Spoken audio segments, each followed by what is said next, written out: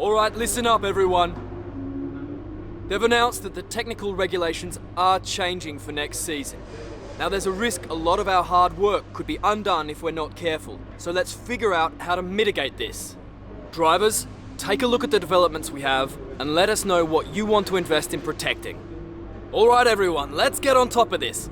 Hey, what's up guys, aarava here, and welcome back to an episode of my F1 2018 career mode, episode number 138 today for the Hungarian Grand Prix in Season 7, and the highly anticipated day has arrived in the season, the day we get the rules and regulations confirmation here for the Season 7 to 8 transition. We thought it might come because literally a lot of the teams now on the grid are getting to fully maxed out cars. I was surprised there was no regulation change from last season to this one, and here it has come now. It's a major regulation change because we've got 3 different departments that are being reset. The only thing that's being left alone are the engines. So pretty much, almost, this might be a lot like the regulation changes in 2021 in real life. You know, the engines probably won't change, or almost maybe you could look at it maybe slightly almost the changes for 2019, because the engine won't change at all. Everyone will have the same power, but everything else will change. The aero, chassis, and reliability of these cars will all be reset, and so that's a lot of orange dots in the R&D tree to take care of. I think it's pretty much impossible to actually even adapt every single one of these things. I think you would have to have at least 20k resource points maybe, or something like that. We've only got just over 4k, I think that is. Performance chart wise, people actually upgraded into Hungary quite a fair bit. The Williams team, Force India and Haas all making huge strides to try and catch to the midfield pack of Toro Rosso and the kind of McLaren team, I guess you could say. But it's still Mercedes reigning on top, with Renault, Red Bull just behind, and Ferrari still wallowing down there in the slowest car on the grid. But I mean, obviously this regulation change now gives everyone a chance to maybe leapfrog themselves, or it might give themselves a chance to unfortunately go down the order. And so we are going to get into adapting some parts straight away, because it adapts instantly, and there's no advantage or disadvantage to waiting to the end of the season or now, because, well, I mean, we're not going to make any new upgrades because we've maxed out the car already. So I thought, you know, I'd be kind, because, you know, there's debate about whether you should be adapting a lot of parts, because in theory, obviously, if we do leave the Sauber team for next season, they are going to be our rivals. But obviously, at the same time, the AI teams usually adapt themselves. But if you're the player in your own team, the AI don't do anything. It's all up to you. So, you know, I'm going to adapt all the parts I can do with the team. So I thought I'd go for, logically, the kind of ultimate ones, and I'll leave all the minors and the majors kind of for the AI team to maybe do if I leave the team for next season, which I think is going to be likely, because, you know, the team has already maxed out. I don't think there's a lot of stuff we can really do further with the Alfa Romeo Sauber thing. I want to try and do the best job I can this season, but I'm looking for a new team for next year, I think. So I'm going to do the best job I can to adapt the parts for the AI team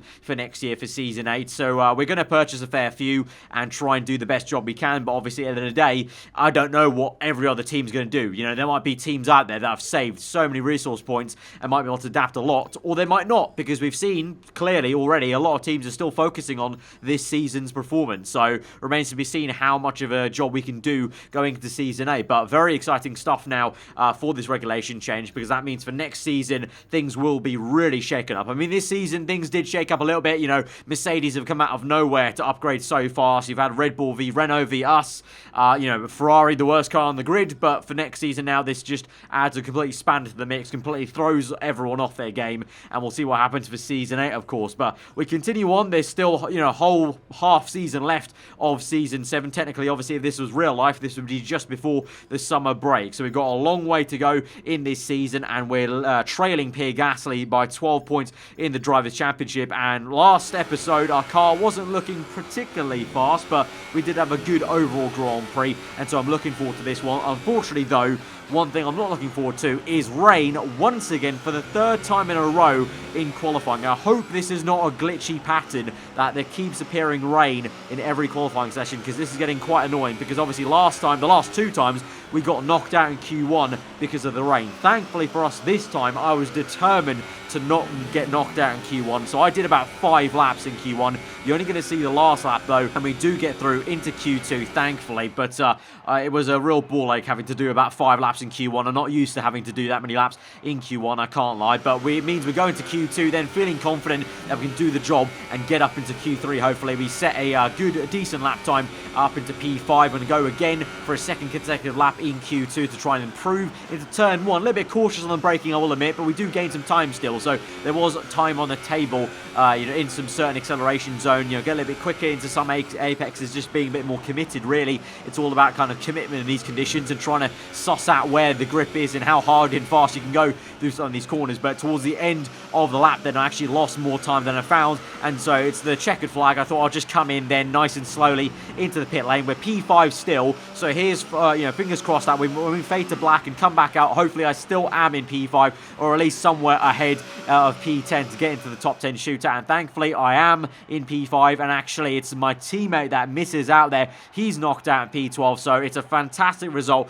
It doesn't fully make up for it, but it kind of makes up for the last 2 qualifying sessions we've had as we make it into the top 10 shootout, and my teammate does not. He's out in Q2, so good stuff there. But we've got 2 Renaults and 2 Red Bulls and the Mercedes guys to fight about here in the top 10 shootout, so trying to do the best job we can. On the first flying lap, we're using a worn set of intermediates. We set a time that's provisional P3. We go down to P4, I think that is on the top left, or yeah, P4, just behind Fernando Alonso, ahead of Esteban Ocon there, and we start a brand new lap at the end of the session on fresh intermediates, and we do gain a heap of time in the acceleration zone there. And by the end of the lap, I think you'll find we're going to find a lot of time, because although we go red there, we find it all again in the acceleration zones, and just going a bit more, tentatively, but letting the tyres, letting the conditions kind of find us rather than trying to wrestle the car through. And by the end of Sector 2, we found a load of time, and through the last 2 corners, we also have a lot of time to find, because I wasn't too great through these last 2 corners on the first run in this Q3 session. So through to the last corner, nice and patient on throttle,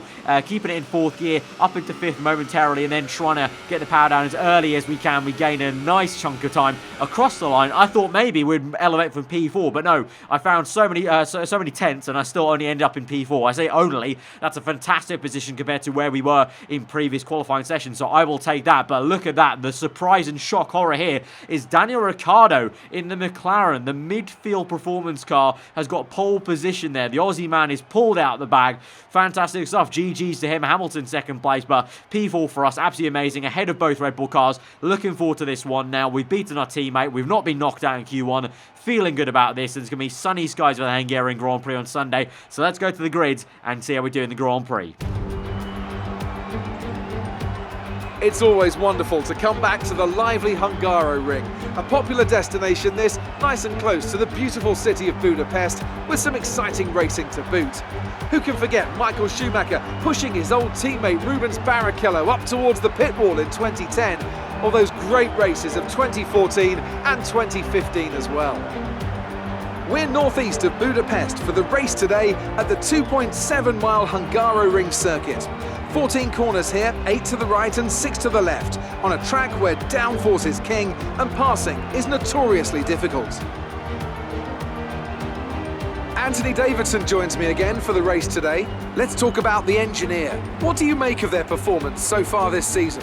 It's been a really solid year so far. There have been some incredible standout performances, but what's really impressed me has been the consistency. Right, and so with that, let's have a look at the starting grid ahead of this Hungarian Grand Prix for Season 7 of my F1 2018 career mode. On pole position is the Aussie man in the McLaren, Daniel Ricciardo on pole, alongside Lewis Hamilton in 2nd place in the front row. Fernando Alonso and myself take up the 2nd row in 3rd and 4th. Esteban Ocon and Carlos Sainz next up, with Nico Hülkenberg and Pierre Gasly in P7 and 8. Max Verstappen and Brendan Hartley round out the top 10, with Van Dorn and Charles Leclerc just outside. Raikkonen in P13 with Grosjean 14th, Valtteri Bottas 15th place with Sebastian Vettel in 16th. Lance Stroll, Kevin Magnussen, Sergei Sorokin and Sergio Perez with the grid penalty take up the last remaining spots on the grid ahead of the Hungarian Grand Prix.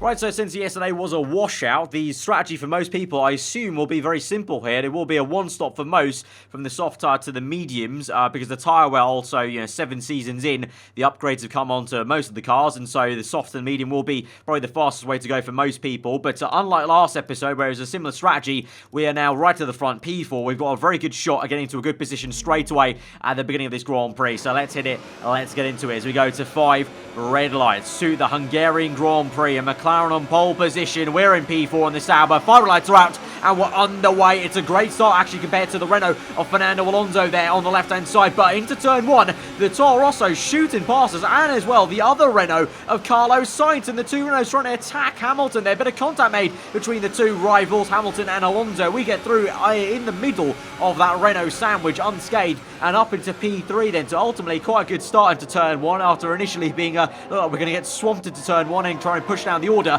But meanwhile, Daniel Ricciardo is still away in P1 then, unscathed there, and second place Hamilton. You got the Red Bull Pierre Gasly right at the chuff of Carlos Sainz there in the second of the Renault, so we'll see how that goes on. Obviously Gasly, one of our championship rivals, and Alonso the other, so we've got both our rivals right behind us. That's good news there as we move on to lap number 3. DRS enabled, and we're trying our best to close up to Hamilton and keep him honest, but he's kind of getting away from us unfortunately.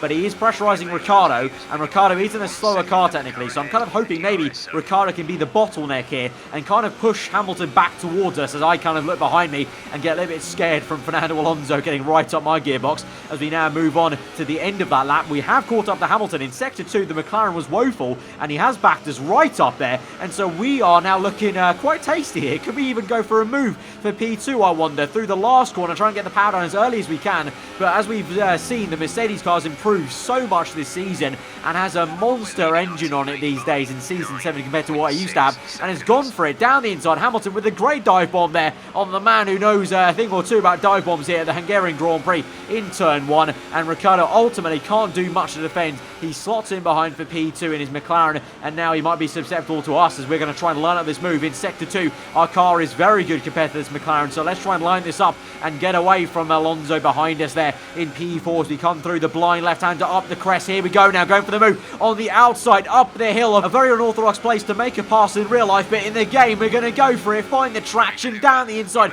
of the chicane to follow, and we've made a spectacular overtake up into P2. It's a British 1-2 there, Hungary, and it's great stuff from us. Meanwhile, Pierre Gasly making ends on the Renault team around the outside of Carlos Sainz, the first of the two Spaniards he needs to overtake before going on towards the Australian man for P3, but the Frenchman dives it to the inside there, and he's going to squeeze out Carlos, and he's going to make a great overtake, and eventually actually Fernando Alonso makes a very uncharacteristic mistake there and just allows Gasly to get through very easily up into P4 there. So Fernando unsighted there. I don't know if he's got an issue with the car or he just made a very weird mistake there into the chicane, but flustered, whatever the case, Gasly's up into P4 and he can chase after Daniel Ricciardo for P3 very quickly indeed, and he's actually going to close up very rapidly indeed as we move straight on to this potential overtake here for Pierre Gasly. There's good reason he is there actually. If you are a keen eye, he's on ultra soft tyres compared to everyone else on soft, so Gasly has up into overtaken and he's up into P3, but he's gone for a very weird strategy. He's started on the ultras, and there's no way you can do a one stop on ultras unless he really stretches those tyres out and then goes to a medium stint and then stretches that stint out as well. So very weird, and so he might be going for a two stop, so that might play right into my hands and Fernando Alonso's hands. Of course, myself and Alonso both trailing Gasly, and also Carlos Sainz. Remember, I don't know why I'm actually pinpointing Alonso out as the only Renault in the championship fight, because Sainz now is actually ahead of Alonso in the championship standings. It goes Gasly, myself, Sainz and Alonso going into this Grand Prix. So it's actually both Renaults will benefit from Gasly doing a two-stop, as he did come in there early than most, as we're all on soft tyres going longer until about lap 13, 14 there, you would say. And so as we move on towards lap 13, we're closing up to Hamilton, but like I said before, I just can't quite close up to him because through the last corner he just takes off like a rocket ship. That Mercedes car's got some great acceleration, great straight line speed, and also I will admit I'm running a little bit higher downforce to kind of gain the time back in sectors 2, so that's why I'm able to close up on the Mercedes car quite a lot into the last corner, but then out of the last corner he just waltzes away. So this can be quite frustrating. We might need to try something clever on the strategy by maybe trying to stay out longer than him or coming in earlier. Meanwhile, Alonso will go and overtake Ricciardo for the P3 position, and that will be actually P3 by the end of the Grand Prix, because I don't think Gasly realistically can come back and overtake all these guys on a two-stop here, so that will be for a legitimate P3 in this Grand Prix then. So good stuff there from Alonso to try and beat his younger compatriot Sainz, who's been doing the better job so far in the last few episodes to get ahead in the championship there. So Ricciardo now will have to try and defend from Sainz. Meanwhile, now as we move back to our POV on towards lap 16 this will be, and Hamilton is in for his pit stop then from first place, so we take first place we're going one lap longer because I have a hunch maybe there might be a slight chance Hamilton gets caught up in traffic.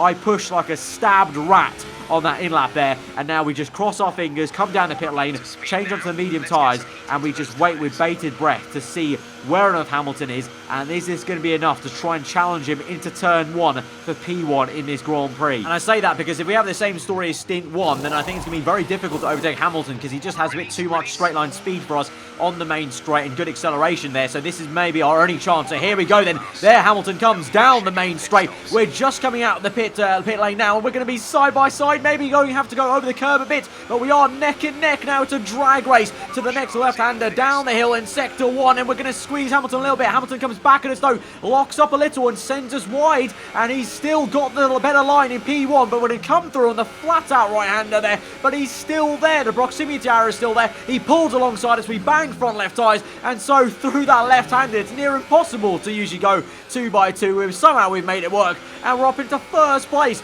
of the Hungarian Grand Prix. We've beaten Hamilton there on the strategy, but it's not over yet because we move on then on towards lap 18 through the last corner. Hamilton's been so strong through here, like I said, and he's going to come a knocking, and so we squeeze him very aggressively to the right hand side. They do a bit of a Schumacher to him there. We pull to the racing line on the left hand side, try and swoop round the outside of turn 1, but he's going to come through. You can see his front wing is just there on the bottom right. He pulls through actually completely alongside us, ahead of us even, and we can't do anything. I tried to maybe dive it to the inside there, but he cuts that racing line off as he would do. Great defending from Hamilton there, and he's up into P1. We're back down to P2, and once again, unfortunately, I have to stare at the back of this silver arrow. But on towards lap 19 as we go through the last few stages of lap 18. Our tyres are one lap younger than Hamilton's, and the tyres are going to be as fresh as they ever will be in this Grand Prix. So can we do anything? We've got DRS, overtake mode and rich mix to engage. We open DRS. We are a little bit closer to Hamilton than we were before, and we are gaining quite a lot here actually in straight line. He goes a little bit defensive, so we go to the left hand side, try to have a little bit of a peer around the outside. Doesn't work out, but we have got closer, so maybe Hamilton's turned on his engine maybe, and we're pressurising him at the moment on lap 19. The next corner, he's locked up a double lock, and what's Hamilton done? He's completely parked it on the apex there. I followed him through. I was way too close to him to dive it to the inside to dodge him, and so he makes some contact actually, and me being so close was actually a hindrance, but now he's weak. He's got some sort of issue. Maybe he's slow for some reason. Maybe he's turned down the engine, and so we find some tremendous traction around the outside, and we make the second pass we've done at this Grand Prix up the hill on the left hand side there into that chicane, and we've got the place. We've overtaken him fair and square up into first place. I would have felt like we got handed it a little bit if we did overtake him when he locked up there into the left-hander before, so I kind of did it in a better way, I guess you could say. But either way, we're up into P1 now of this Grand Prix, and we'll try and control this race from here on out. Behind us, the two Renaults are Fernando Alonso and Carlos Sainz, ahead of the other Mercedes car of Nico Hülkenberg. Then follows the McLaren of Daniel Ricciardo, then Max Verstappen, Esteban Ocon in the Toro Rosso, and there is Pierre Gasly in the other Red Bull Honda. His two-stop obviously has really taken him out of the entire Grand Prix, and he's going to have to come in eventually again. And actually, speaking of the devil, he's come in literally now for that second pit stop, so he's going to be outside the points paying positions actually, maybe just like my teammate as well. Leclerc didn't make it out of Q2, and he's really not had a fast race here, so I don't know where on earth he is, but both Leclerc and Gasly maybe not looking good in this Grand Prix. So Gasly with the pit stop onto another set of soft tyres. He actually has to make a front wing change there, so he's got damage as well, so it's going to be a big thumbs up for me and both Renault cars in the championship here. But a big ballsy move there for us round the outside of Hamilton, up the hill, does it for us there, and that's a great way to win a Grand Prix. We come through to the end of the race, lap 35. We control the race. We've actually got away from Hamilton there, and really just basically seen this through very nicely indeed. No pressure actually from Hamilton. He's kept us honest. We've had to push a little bit hard at times, but we've done the job. Didn't feel too pressurized the entire time, and so we come through the last corner with blue flags there. I don't care about those flags though. I care about the checkered flag, and we come through for the win at the Hungarian Grand Prix, our second win of this season. Superb driving. That's the race win.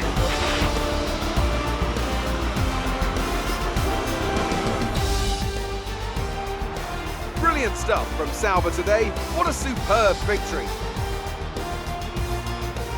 Anthony, what do you think made the difference here? I think a large part of the result comes down to temperament. They were able to keep their heads when everyone around them was losing theirs. and that's allowed them to get the best out of the car, to maximise the strategy, and to stay out of trouble.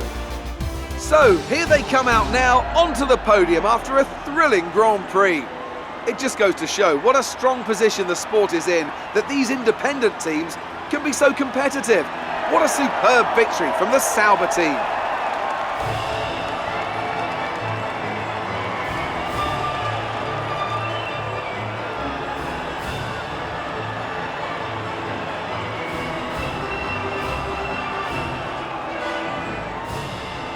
So it's our second win of the season then for Alfa Romeo Sauber. Absolutely awesome stuff there. And like I said, a great way to do it. The way we went and overtook Hamilton there. We didn't have the easy way with the lockup. We had to do it, fair and square up the hill. I mean, maybe he had some issues in slowing down after that lockup. I think I maybe just pressurized him into a mistake. And then he got so flustered. But that can happen in Formula 1, of course. And so we made it count. And we're up into first place now. The Drivers' Championship as well. And we're now with the ones with a bit of a lead now. Gasly came into this episode with 12 points over us. We now leave with 13 points over Gasly. So we've turned the tables on him. Unfortunately, the constructors, Renault did so well as a unit that they still take the lead of the constructors with Leclerc outside the points. But that can still maybe change as we go on through the next few episodes. But still a fantastic episode for us nonetheless, and very, very happy. And so let's go to the end then and answer some questions from Claire. The fans really seem to enjoy that. You made it look easy. It doesn't get much better than a win at this track, does it? Gonna have to go with, the fans would be brilliant, but obviously the team was mega. Really get the rep up there for the Alfa Romeo Sauber team on the bottom answer. Got to be that way. You really cut your way through the field today. What was your strategy? Car was feeling absolutely amazing on rails, in fact, through Sector 2. So going to say the car was very nice and nimble on the top answer over there. You must be thrilled to be up on the podium. And continuing the showmanship kind of line we've done in this career mode so far, going to go with thrilled, but I was expecting it. At some point I was always going to win his second race at least. You've taken the lead in the championship. Are you going to be able to keep up that momentum?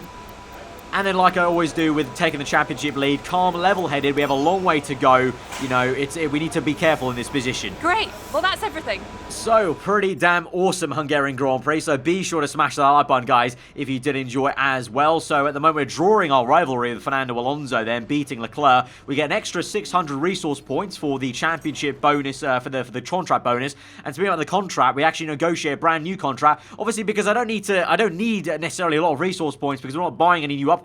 I go for a very easy contract negotiation. We get that underway and successfully negotiated. We go towards the end of the episode then, and we're actually going to adapt some more parts then on the chassis and aero front there, picking it wisely. I'm not trying to pick the most OP upgrades ever, because at the end of the day, these guys will be my rivals next season when I leave the team. So I'm picking upgrades, but I'm also being clever about it and making sure I don't make it too easy for them next season and don't make them too out of this world OP.